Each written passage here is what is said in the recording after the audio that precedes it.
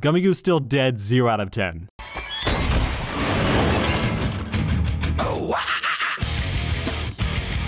This episode is perfect.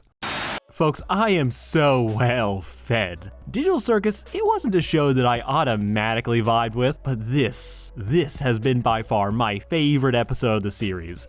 Because Kinger, and the fact that this was the episode where it really started to focus in on all things I already liked about the show. Here, we really got a big dose of the characters, the heart, some jaw-dropping shots, not to mention we are finally getting into the personal struggles of living in the digital circus, besides just seeing Pomni try to nosedive out of another panic attack. We got Zubal struggle with body dysmorphia. Kane, turns out, is one insult away from a mental breakdown. Kinger is the GOAT. There's so much love about this episode, so let's talk about all of it. Today's adventure is The Mystery of Mildenhall Manor! So we open up with the gang trying to unalive themselves. This is not how I imagined things starting out, but frankly that's on me. I should have known better. Yeah, Pomni is fulfilling what seems to be a circus tradition of finding the other way out of the circus, discovering that it doesn't work. But there is some goofy side effects, with everyone but Jax anting up to what theirs is. The asshole doesn't seem to want to give out his secrets, as it's probably embarrassing and that make it a lot harder for him to bully everyone else. Tormenting people is his whole deal, and I would not change anything about him. Well, besides getting hit more. Yeah, what are you talking about? Now, to get early praise out of the way, I think a great strength of the ADC is that its script is so well structured. While simple in execution, it is great at simple planting and payoff. To take a seemingly joke opening and then turn it into the key to solving the mystery later down the road, we get a nice little moment for the audience, and I really appreciate that. And the show is filled with little moments like this. Digital Circus is able to do wonders with this formula, using the very basic nature of Kane's quest, then spinning them off into genuinely impactful and even compelling moments. They're not reinventing the wheel, but as we've seen, and we'll talk more about Kane later, subverting expectations and trying to surprise your audience doesn't always yield better results. ADC is constantly able to set up little things that you expect to happen later, yet they still hit home because expectations, that breeds interest and creates a catharsis when we finally get the payoff, or we just finally get that one sweet answer. From the breathing trick being the thing to get them out of the escape room, the haunted house, Pomni thanking Raga for looking after her all this time, and a simple room able to let us know everything we need for one of my favorite scenes in the show. Digital Circus humor doesn't always land for me, but damn does it have a good script. And it's just a relief to see a show not waste your time trying to justify a decision it didn't prep us for. Yes, this is a shot at Full Moon. Don't worry, this will be the last time I compare them. The girls are fighting! Moving on, Kane sets up the next horror-themed adventure, doing his usual routine, and for those who don't know how to reverse the videos, you're welcome. I can't wait for all the children in the audience to get horrible nightmares from the monster. What? Now the theme for this adventure is a haunt house because this man cannot stand the fact that Zubal has been opting out of all of his things. He's developed something of an obsession with pleasing them, a task that is made even harder by the fact that he's a hack. Whose therapy session is this again? I said what I said. Which, on the topic of Kane, one of the highlights of the series continues to be just the shoddy game design of his adventures and the sinister undertones they create. Firstly, this whole game is a shit show. Billed as a haunt house and easy adventure with some scares and thrills, Kane instead crafted an escape room filled with challenges, cryptic tapes, and thrills just all to impress Zubal. Kane, as we see, is incredibly insecure about whether or not everyone is enjoying his adventures, with us witnessing him have a near breakdown at the idea that Zubal and the rest aren't having a good time. Shocking, I know. Now normally this guy freaking out wouldn't be that worrying to me. However, as we see him having a mental breakdown, kind of breaks down everything else. So basically, everyone else freaks out, they become abstractions. If Kane freaks out, everything else stops existing, which would mean that everyone either gets trapped, abstracts themselves, or worse, just start plummeting into the void. But we'll get to some other nightmare feel about that in 1 second. As the adventure itself, it is, well, bad. It's an escape room that starts with the fun premise of listen to the creepy tapes, find the object to get out of the room. However, rather than rewarding the players for accomplishing a task, he instead chooses to cast them deeper into the dungeons, which feels very telling about how Kane sees mature storytelling. That something is better if it's scary scarier, more intense, and can subvert your expectations. When really it often just reveals the insecurity of the writers, which, oh boy is that true here. Any torment I inflict is 100% accidental, like any good war criminal. So rather than setting up this is where they have to go next, he instead sends them even deeper into the building. He then subverts the next thing where shooting the monster doesn't kill them, but instead gets them sent straight to hell, proving again that Kane can be a bit of a one-trick pony when he becomes obsessed with something. That he's obsessed with proving how scary and mature the story is. Doing so with cheap twists that only accomplish emotionally tormenting Pomni, as there's no win incentive. He doesn't offer hope, he just throws curveball after curveball, seemingly punishing them for doing what he told them to do, and that just keeps building till they have a mental breakdown. Proving that, yeah, Kane, he's kind of a hack, but that's what makes these adventures actually interesting. It's his shitty game mechanics, his bad and out of left field writing. All of it just reveals so much about him, and I find that fascinating. What you're saying could imply that I'm bad at the only thing I'm good at, and that... See, what I find so interesting about all this is that it reveals so much of what Kane is trying to do versus his actual execution. He wanted to give Zubal a good scare, but they didn't go. But even those who actually did participate, it was no bueno. And this makes me just think about, okay, what is Kane's deal? What is his limitations? What makes him be like this? How can a program that can create such lifelike beings be so bad at everything else? And not to mention just the unnerving aspects it brings out of Kane's character. As yeah, the way to get out of that infected hall is to hold your breath, an activity that we see them playing at the start of the episode. So Kane is probably watching them at all times like he joked earlier. Hundreds of all-seeing eyes on you.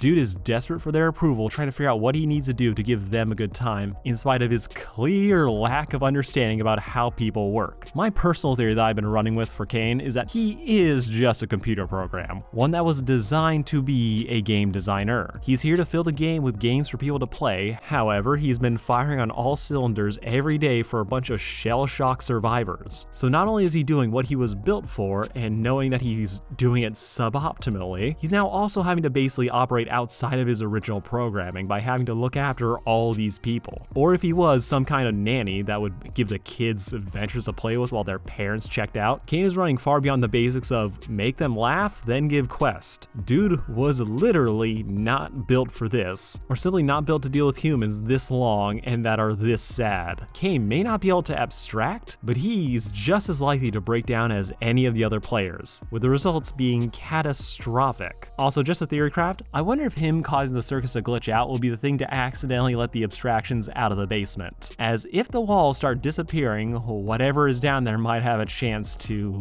get out, and he'll be in no state to put them back. Side note, I do wonder if his lack of memory is due to the fact that Zubal told him to forget it, and he unconsciously fulfilled this request. Though to get back to Nightmare Fuel, the main story. I'm sorry, could you speak up? I couldn't quite make that out. Players go into haunted house, we get a Luigi's Mansion reference, then Kinger accidentally traumatizes Pomni.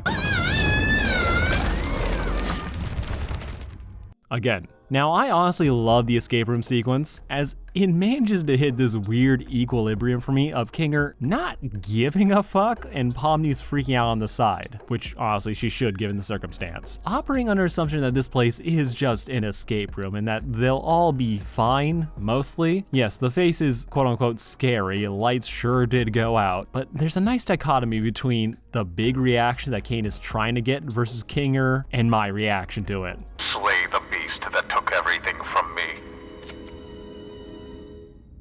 How's about we take his gun? Again, I'm on record, I've never found the quote-unquote horror to be that unsettling. I'm broken like that. The presentation is solid, but it's so fun to see Kinger have all my reactions to the story of like, this is neat. What's gonna come out next?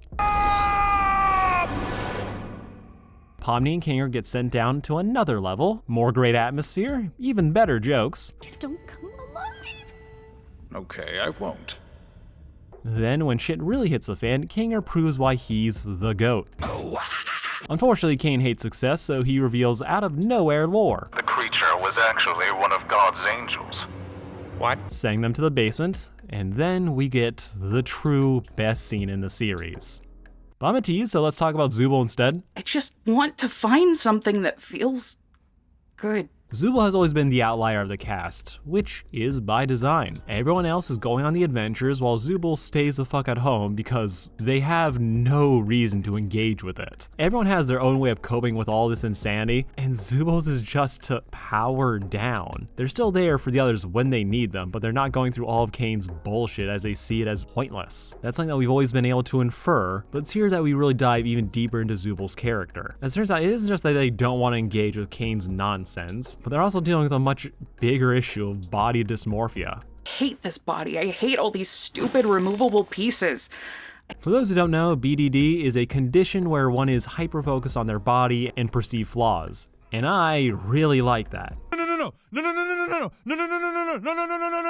It's not at all what you think. As in this fictional situation, this would be a very real problem to deal with. The players don't seem to remember what happened before the game, but they know that this isn't them. This isn't what they look like. So you're trapped in a body that you know doesn't reflect your real self. That would be a real struggle. Zubal's situation being made even worse as they're able to pick and choose what they look like with their detachable limbs, mean that their situation is probably worse. It could also be a sign that they came into the game with. Zubal has been forced into this body. They didn't choose this, with Kane's attempts at therapy amounting to him fishing for compliments to preserve his own sanity. Zubal is going through it. They're not just sleeping while everyone else is gone. They've been picking out new parts and trying to find something that just feels right. And that's actually reflected in the story, as Zubal is wearing different things in every episode. Different limbs, new accessories. Zubal's trying to find something that feels right, and I love that it is actually seen. I'm glad that they changed the design to reflect this. This is another case of subtle setup and payoff, and after this, I am so excited to see where they go with Zubal next. This is the kind of personal dread that I love, as it's so grounded in the characters, and it allows the writing to truly flourish. Speaking of which,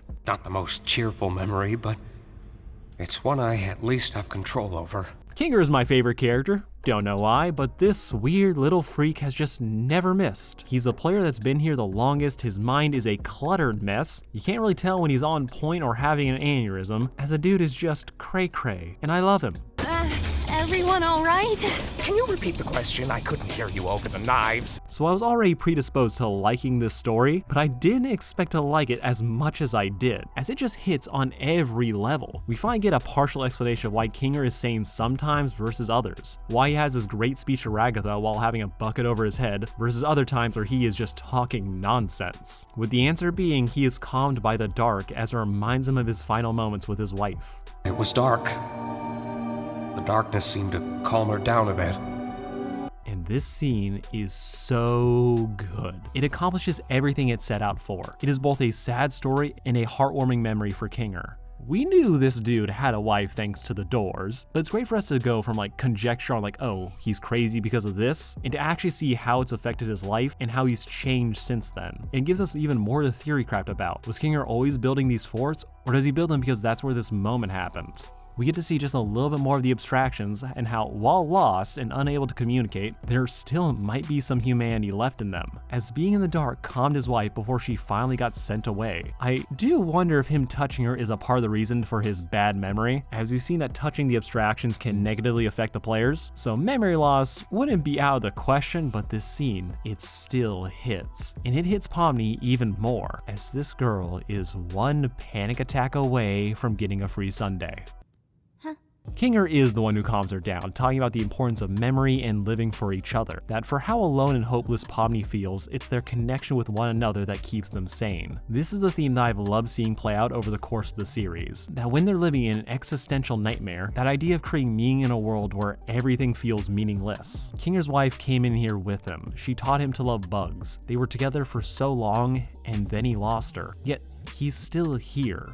And that all comes back to connection. And I think this really makes me appreciate Kinger's position in the friend group even more. As, yeah, he's not all there. He's a little funny, but everyone in the group still accepts him anyway, allowing him to keep moving forward after he's lost basically everything, and to keep giving him things even after he can't remember. Pomni is still new to this place, still dealing with the fact that this is her life now. But once she opens up and lets people in, things stop feeling so dark and overwhelming. And I think this is where Digital Circus's writing is able to truly shine. Overall, I really like this episode. It's my favorite so far. It has a ton of great moments and a ton of great payoffs. I have no notes, only hypotheticals and will there ever be a third act mental breakdown that doesn't hit? Well, if the writing stays as good, probably not. I'm curious to see if this is Pomni leveling out emotionally. She's been crushed, had hope, crushed again. So this would be the opportune time for Pomni to just learn to tolerate being in the circus to save the panic attack for when things get really bad. I'm excited to see where the story goes from here. The C-plot was cute. Gangle is going to snap and kill Jax one of these days, and I for one can't wait to see what happens next.